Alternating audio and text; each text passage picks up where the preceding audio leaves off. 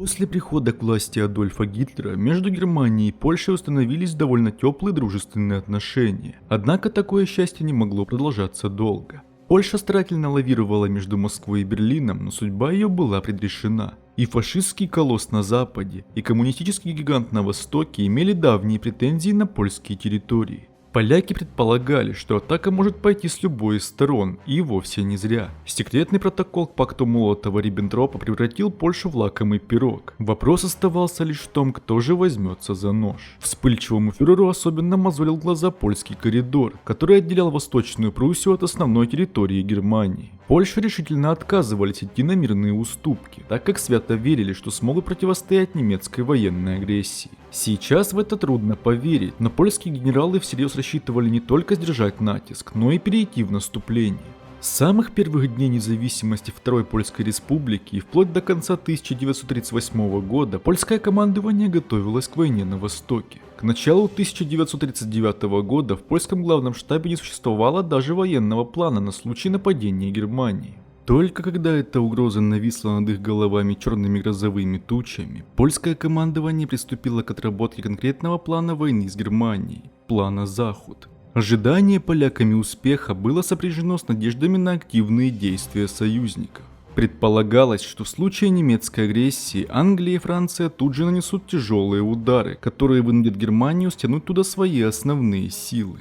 Начавшееся в марте 1939 года оформление англо-франко-польской коалиции стало основой польского военного планирования, которое исходило из того, что Англия и Франция всеми силами поддержат Польшу в войне с Германией. При этом польское командование было уверено, что в случае нападения Германии на Польшу Советский Союз сохранит нейтралитет, поэтому на охрану восточных рубежей выделялся всего лишь корпус охраны границы. Общая ситуация виделась полякам положительной. Заняв жесткую оборону по всему фронту, они рассчитывали продавить Восточную Пруссию, а после этого уже перенести все внимание на западную границу и даже дойти до Берлина, до которого было всего 150 километров. За счет усиленного укрепления польского коридора линия обороны получилась очень растянутой, но по мнению оптимистичных генералов такая расстановка все же позволяла дивизиям стойко держаться на позициях. В ходе мобилизации, сопряженной с дефицитом снаряжения, полякам удалось поставить в строй более 1 миллиона солдат, хотя изначально планировалось довести это число аж до 1,5 миллиона.